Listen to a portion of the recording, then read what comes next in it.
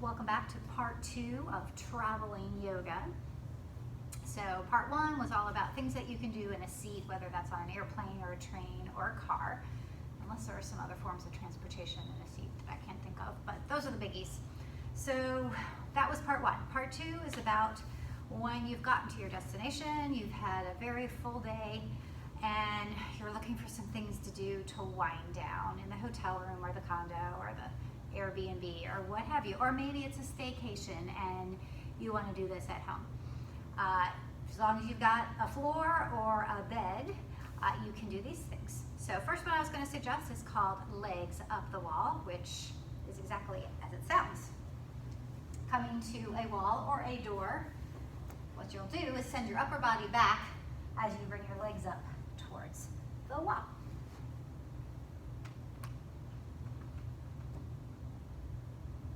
You may not be able to hear me very well like this, so I'll come back down to tell you that, one, you don't have to be flat up against the wall or the door or the headboard. You can certainly have some space. Also, I would suggest that you make sure your low back feels good. You might want to put a pillow or a blanket underneath your low back. You also want to make sure your neck feels good. And maybe you linger there for 2, 3, 4 minutes. You can bend your knees a little, you can bend your knees a lot. Just a good opportunity to kind of let the fluids recirculate a little bit. It's really good, especially if you've been walking all day or just on your feet quite a bit. Just can help release some of that swelling that ends up when we're on our feet too long. So that is pose number 1. Second pose, while you're up the wall, is reclined pigeon. And where you hold that still. Can feel like a nice stretch for the outer hips after maybe sitting on a tour bus or something like that all day long. And that looks like this. You'll need a little bit more space than if you're doing just legs up the wall. So you'll come to the wall and you want your feet at about a 90-degree angle. And you'll cross one foot over the other. And linger.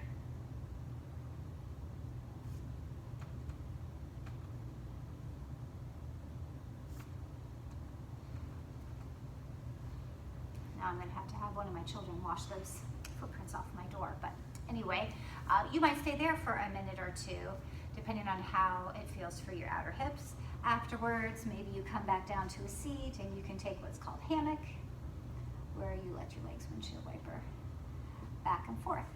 So those are a couple of good options. If your low back has been giving you trouble after a busy vacation day, child's pose. For child's pose, coming to hands and knees. Again, on a bed, on the floor, whatever suits you.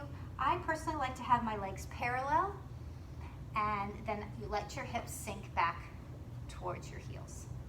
They don't have to connect. Mine might. We'll see how today is. Okay, you really want to tuck your tailbone. This is a forward fold, so go ahead and let that tailbone tuck under, and then you lower your chest towards your thighs.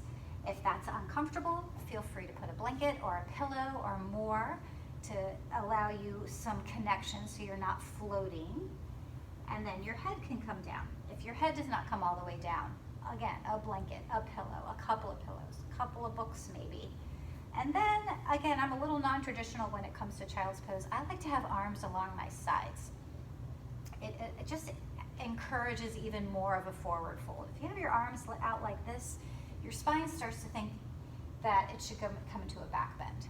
So see what it's like to bring your arms along your side.